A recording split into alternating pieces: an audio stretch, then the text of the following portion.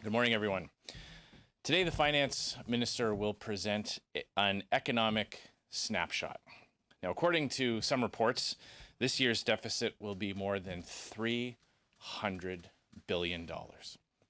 But what we haven't heard yet is whether or not the Liberals actually have a plan to help get Canadians back to work and our economy back on track. Throughout the COVID-19 pandemic, Justin Trudeau has made major mistakes and has been slow to act, and his failures have cost Canadians dearly. Pendant toute la pandémie de COVID-19, Justin Trudeau a eu tort ou a tardé à agir, et ses échecs coûtent cher aux Canadiens. Il a tardé à fermer nos frontières alors que les autres pays sont pressés de le faire. Il a eu tort d'éliminer du matériel médical essentiel sans le remplacer. Il a tardé à améliorer la surveillance dans les aéroports, permettant la propagation du virus. Il a eu tort d'écouter Beijing et l'OMS au lieu des experts médicaux canadiens. His government has been slow to roll out programs for struggling Canadians and wrong not to fix the flaws in those programs to keep Canadians from falling through the cracks. He was wrong to leave small businesses behind, forcing many to close permanently. Wrong to raise taxes when Canadians were already struggling to make ends meet. Wrong to abandon the oil and gas sector, promising help within hours or days, but offering nothing.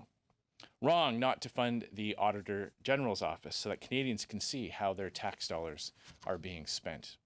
And wrong to shut down Parliament, shamefully refusing to let members of Parliament do their jobs and provide crucial oversight. Canadians cannot afford for Justin Trudeau to be wrong when it comes to our economic recovery. Their livelihoods are literally on the line. But they also have no reason to trust him or his government. Justin Trudeau's sky-high taxes, wasteful spending, and massive deficits put Canada in an incredibly weak position before the pandemic hit. Canadians know that you save when times are good so that you can weather the storms. But Justin Trudeau did the exact opposite. The Liberals added $87 billion worth of new debt during their first 4 years in power. Then, when the pandemic hit, their only option was to borrow hundreds of billions of dollars. The result? Canada is the only G7 country to have lost their AAA credit rating. Les conservateurs sont toujours prêts à aider les Canadiens qui en ont besoin. Mais donner des milliards de dollars aux proches des libéraux ne va pas relancer notre économie. Si les déficits massifs et les scandales sans fin était la recette du succès, Justin Trudeau n'aurait pas perdu sa majorité et ne ferait pas l'objet d'une enquête du commissaire à l'éthique pour une troisième fois en 3 ans. Les Canadiens n'ont pas besoin d'un gouvernement amateur. Ils ont besoin d'un gouvernement sérieux, avec un plan sérieux pour retourner travailler et relancer notre économie. Coming out of the pandemic, every country in the world is going to be desperately competing for the same opportunities and the same investments. So what is going to set Canada apart? What is going to give us an edge? It's not going to be more Liberal tax hikes or more red tape. To be competitive, we need to unleash the power of the private sector, help Canadians get back to work, support small businesses, lower taxes, cut red tape, and make Canada an attractive place to do business once again. The biggest misconception on the economy right now is that if we simply lift restrictions and provinces reopen, our economy will come roaring back to life. The reality is it will take leadership, big ideas, and a whole lot of hard work. Liberals put all their faith in government, but Conservatives put our faith in the Canadian people. We know that governments don't create jobs, hard-working individuals do. Depuis le début de la pandémie, notre but est d'aider les travailleurs et les entreprises locales à se remettre sur pied aussi vite que possible. nous présentons des solutions constructives, comme la prime de retour au travail, un supplément à la PCU qui donnerait aux travailleurs un soutien pour retourner travailler et qui assurerait que les entreprises locales peuvent trouver du personnel et se remettre sur pied. Since the pandemic began, our goal has been to help get workers and local businesses back on their feet as quickly as possible. We have been putting forward constructive solutions, like the Back to Work bonus, a CERB top-up that would give workers the support they need to transition back into the workforce and ensure that local businesses are able to fill shifts and get back on their feet. Conservatives believe it should always pay to work. We also know that our economic recovery depends on Canadians. C'est pourquoi je presse Justin Trudeau d'utiliser le portrait économique d'aujourd'hui pour offrir la prime de retour au travail, financer pleinement le bureau de la vérificatrice générale pour que les Canadiens sachent comment leurs dollars d'impôts sont dépensés et présenter un plan transparent pour guider la reprise du Canada. That's why today I'm calling on Justin Trudeau to use today's economic snapshot to implement the Back to Work bonus, to fully fund the Auditor General's office that Canadians can see how their tax dollars are being spent, and to put forward a transparent plan to guide Canada's recovery. Canadians deserve no less. Canadians are counting on this government to get it right. Conservatives will continue to put forward these kinds of constructive solutions forward to help Canadians get back on their feet. Thank you very much. Happy to take your questions. We'll now go to questions, starting with question on the phone. Quick reminder, one question will follow up for every reporter. Nous allons maintenant passer aux questions, en commençant par les questions au téléphone. Un petit rappel que c'est une question suivie par les journalistes. Operator, do we have our first question? Yes, thank you. Please press star 1 at this time if you have a question. Et s'il vous plaît, appuyez sur étoile 1 pour poser une question. La première question est de Catherine Lévesque de la Presse canadienne. À vous la parole. Oui, bonjour, M. Scheer. Donc, ce qu'on en comprend, c'est qu'aujourd'hui, le gouvernement va juste présenter ses chiffres, son portrait actuel. Il n'y aura visiblement pas de prime de retour au travail ou de fonds supplémentaires annoncés pour la vérificatrice générale, comme vous demandez. Bref, pas de plan. Je me demandais, est-ce que c'est une occasion ratée aujourd'hui pour le gouvernement? S'il n'y a aucun plan présenté aujourd'hui, ça sera une opportunité manquée très, très grave. C'est inexcusable. Il n'y a aucun budget cette année. Nous sommes au mois de juillet et on a besoin d'un plan pour soutenir le réouvrement de l'économie. C'est clair que le Canada est dans la plus pire situation du G7 sous Justin Trudeau. Nous sommes le seul pays du G7 sans un plan pour appuyer l'économie en sortant de la pandémie. Nous sommes le pays avec le taux de chômage le plus élevé de le G7. Et nous sommes le seul pays qui a eu une décoté pour notre crédit. Alors, s'il n'y a aucun plan aujourd'hui, s'il n'y a aucune mesure pour améliorer les trous dans le programme comme le PCU, ça sera une opportunité manquée très, très grave. So today it will be a wasted opportunity for Justin Trudeau to present a plan to help support the reopening of our economy. Under Justin Trudeau, Canadians are losing out to other countries. We're falling behind other G7 countries. We are the only country in the G7 to have experienced a credit rating cut. We have the highest unemployment rate of the G7 nations. And we are the only G7 country without a plan to help support an economic recovery. The Canadians expect that this government will provide them with a path forward to get out of this pandemic. And if there is not one today in the snapshot, then we know that for the next few months, we're going to fall further and further behind the other countries that we're competing with. We're competing with those other countries for investments, for opportunities. And we're going to continue falling behind under Justin Trudeau if there's no path forward today. Ma question de suivi, c'est qu'est-ce que le gouvernement devrait faire maintenant qu'on sait qu'on a 300 plus de 300 milliards de dollars de dette. Est-ce que, selon les conservateurs, le gouvernement devrait faire des compressions, devrait couper dans des programmes pour tenter de diminuer cette dette-là, ou au contraire, pensez-vous qu'il faudra réinvestir encore plus d'argent pour relancer l'économie dans les prochains mois? Alors, il y a deux aspects de le grand déficit. Un aspect, c'est la réponse à la pandémie.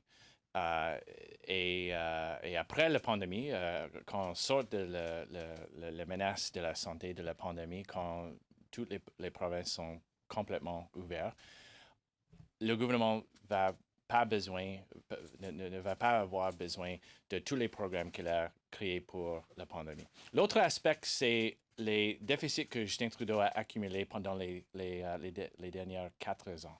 Et ça, c'est le problème. Les grands déficits structurels qui a causé le Canada d'avoir un décoté. Et ça, c'est le gaspillage, le 50 millions de dollars à Mastercard, 12 millions de dollars à Loblaws.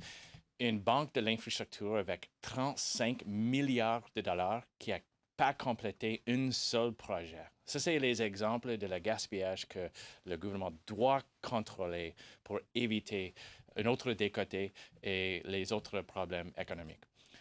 So there are really two different aspects to this massive deficit that we're going to see today. One, obviously, is the response to the pandemic and the time-limited programs that are linked to COVID-19, that when the health risks are over and the economy can reopen, those programs will no longer be needed. We're still calling on the government to fix those programs because there are still people falling through the gaps, and we want those types of failures addressed. The other aspect to the massive deficit is the $87 billion worth of new debt that the government piled on before the pandemic even hit. And that is what Canadians need to see a plan to deal with. Eliminating the wasteful spending that we've seen, like $50 million of your tax dollar going to Mastercard, a highly profitable credit card company, $12 million to Loblaws, an infrastructure bank with $35 billion that has yet to complete a single project. So that's the example of wasteful spending that Canadians want to see addressed so that we don't experience another credit downgrade. When Fitch lowered Canada's credit rating, it specifically pointed out that there were further risks based on the government's inability to get back to a fiscal plan. If that happens again, cost of borrowing goes up, more and more of your tax dollar goes to pay the interest on the debt. That's unacceptable. That will not help Canada get through a recovery. That's what we want to see the government focusing on. Operator, next question. Thank you. The next question is from Andrew Lawton from True North. Please go ahead. Good morning, Mr. Scheer. The Auditor General has said that the CBSA has failed to promptly remove most of the people under orders to leave the country. Basically, this has nothing to do with the pandemic, but CBSA's efforts were, the auditor says, restricted by poor data quality and flaws in case management. What do you think needs to be done about this? Well, clearly this is another example of the Liberal government being unable to ensure that we have a fair, orderly, and compassionate immigration system. We expect that when people have been found to be ineligible to come into Canada, when they have had their cases dismissed by several layers of appeals and tribunals and court decisions, we expect, the Conservatives expect, that those decisions are respected and carried out. And so obviously we need a government that takes this kind of thing seriously, that when people have been found to have either fraudulently represented their cases or found to be ineligible to be in Canada, in order to respect the integrity of our system, that those decisions have to be followed out.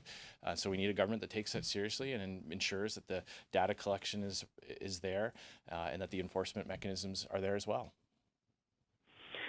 You had proposed during the election a law that would essentially bind the federal government to balance the budget. Now, obviously, a lot's changed since the election in the country, but as you know, we're looking at a $300 billion deficit right now. You know, what could you do if you were Prime Minister right now in a concrete way to bring the balanced budget bring the budget into balance? And you'd mentioned tax cuts, to provide tax cuts while also providing relief and making it so that our debt is not getting overburdened. Right.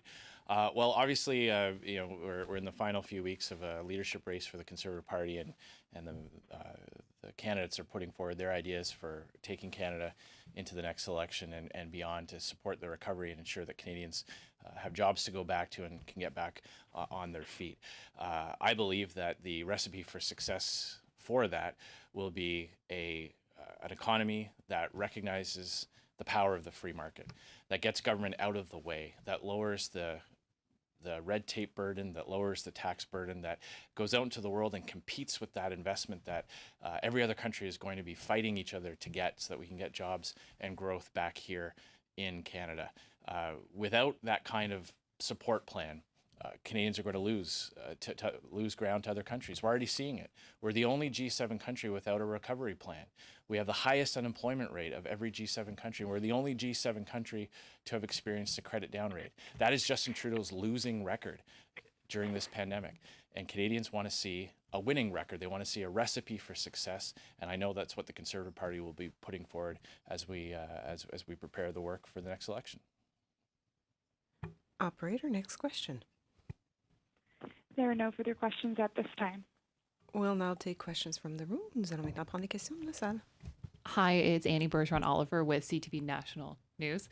Masks became mandatory yesterday in many cities across Canada, yet yesterday you were photographed at the airport not wearing a mask. Elizabeth May earlier today said she does not believe that you take this pandemic seriously. So one, I'm wondering why you didn't wear a mask, and two, what do you say to people like Elizabeth May who say you're not taking the pandemic seriously? So I don't have anything to add based on the story yesterday. Nothing? I think it was pretty self-explanatory yesterday. I know that in part of the statement you said you took off the mask to make a call. Pallister has since come out saying he apologized, that yes, he took it off for a call, but he wanted to chat with some of his colleagues. Should you not be setting an example for Canadians? There are many people who do not believe that masks should be mandatory. Should you not be setting an example for Canadians and nothing else to add? As I said yesterday, I was wearing a mask while I was traveling, so I don't have anything else to add to that story. It's hard to believe that this is actually your question and your follow-up when we're dealing with a prime minister that is under an investigation for ethics violation for the third time. We're dealing with $300 billion worth of deficit with no recovery plan, with no budget this year. And you want to know how long I had my mask off yesterday after making a phone call? Come on, that's ridiculous. I think the picture's pretty self-explanatory. I think my answer yesterday was pretty self-explanatory as well. And if you want to go analyze social media pictures, if you're looking for some kind of Zapruder film to break down frame by frame, I think that's pretty ridiculous and kind of a wasted opportunity today when we're talking about an economic snapshot today that's going to tell Canadians how the next few months and years are going to roll out, when we have the highest unemployment rate in the G7. We're the only G7 country to have experienced a credit downgrade. Next question. Good morning, Mr. Scheer. Olivia Stefanovich, CBC News. I do want to ask you again about this photo, just to hear your explanation from yourself. Can you just tell Canadians why you weren't wearing a mask at that time, and can you confirm whether you had one? Absolutely, I had one, and I was wearing it throughout the day. I have nothing further to add to the story from yesterday. What is your reaction to the Rideau Hall intrusion last week? Do you believe this is an example of domestic terrorism? Was there an assassination attempt in your view? And do you believe the situation would have ended differently if this was a person of color? First of all, I just want to say how deeply concerned I was for the Prime Minister and his family. Being in public life is a tremendous sacrifice, and there are so many challenges that every elected official goes through, especially the person who occupies the office of Prime Minister. Nobody should have to have any kind of fear for themselves or their family. And I just want to send my sentiments of support to Justin Trudeau and his family. I cannot imagine what that day must have been like for them, and they must have had a very difficult weekend. I want to obviously, we're going to wait and see what comes out of the RCMP investigation. It's not for me to speculate what all the motivations were behind this individual. I'm happy that it ended without loss of life, and I think the RCMP, should be commended for the professionalism, the police response. De-escalating the situation without a loss of life is something that I know is always the primary objective for police across the country. Next question. Nation attempt. I'll leave that to the RCMP to determine. Obviously, when someone has a firearm on the same grounds that the Prime Minister lives on, obviously that's a reasonable it's a reasonable estimation to have, and we'll wait and see what the report actually comes out and says. Next question. Hi, Stephanie Levitz from the Canadian Press. Nice to see you in person. It's been a while. I actually want to follow up a bit on Olivia's question, because there's a story out today that this individual was motivated in part by his personal experience during the COVID-19 pandemic. And he talks a lot in a letter that was reported by Global about being worried about his job, being worried about the future, being worried that government is not being held accountable at the moment. These are things that you have spoken about as well, even today. What do you make of that? What do you make of the depth of despair that this one individual allegedly was feeling and motivated them to such extreme? Well, look, all I can say is that in Canada we have the wonderful gift that our ancestors have purchased for us through loss of life and great sacrifice, that we get to take action at the ballot box. And when people are upset with different levels of government, that is the only appropriate course of action. And any kind of threat against any individual at any level of government is completely unacceptable and needs to be dealt with very, very seriously. Nobody, the Prime Minister, premiers, mayors, should never have to fear for their lives because of decisions that they've taken after being elected into office. Obviously, I believe the RCMP will be looking at all the motivations here, whether there are mental health issues at play, whether this individual, I don't have that kind of information as to what other types of incidents this individual has had in their life. I believe this will come out through the investigation, eventual prosecution, but for the time being, my support is with the Prime Minister and his family for what must have been a very difficult weekend. En français? Oui, alors, c'est dans notre pays, nous avons la situation où nous pouvons changer nos gouvernements pendant les élections. Ça, c'est la seule façon acceptable pour montrer notre désaccord avec les gens dans les positions élues.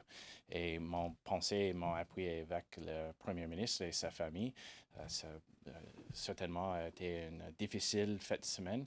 Et on va voir pendant l'investigation si cet individuel a des autres épisodes dans sa vie ou s'il y a des défis de la santé mentale. C'est pas à moi de spéculer, mais mon appui est avec le Premier ministre et sa famille. Can I ask as a follow-up, although Justin Trudeau is here in Ottawa today, he could have also been at a meeting with U.S. President Donald Trump and the Mexican president. Aluminum tariffs are potentially looming. Do you think Trudeau should have gone in person to this meeting? Well, usually when Justin Trudeau leaves the country, it hurts Canada's position in the world stage. So maybe it's a good thing he stayed home. He has a perfect losing record when it comes to dealing with Donald Trump. So maybe we're better off that he didn't go. I don't know. Ballot for the leadership race. It's going out in the coming days, and I wonder, what do you think party members should be thinking about, and how should they put their minds as they sort of work towards figuring out who replaces you? Well, it's having run for leader before. I've always believed it's important for members to consider who can best keep our party united, focused on the things that unite Conservatives and defeat the Trudeau Liberals. And it's not, there are 4 candidates running. Each one is putting forward their own ideas and their own vision for the party and for the country. And I am confident that the members will make the right choice and that we'll have a leader that will take us to victory in the next election. No. In the leadership race? Absolutely. This concludes the press conference. Great. Ceci met fin à la conférence de presse. This concludes the press conference. Merci beaucoup.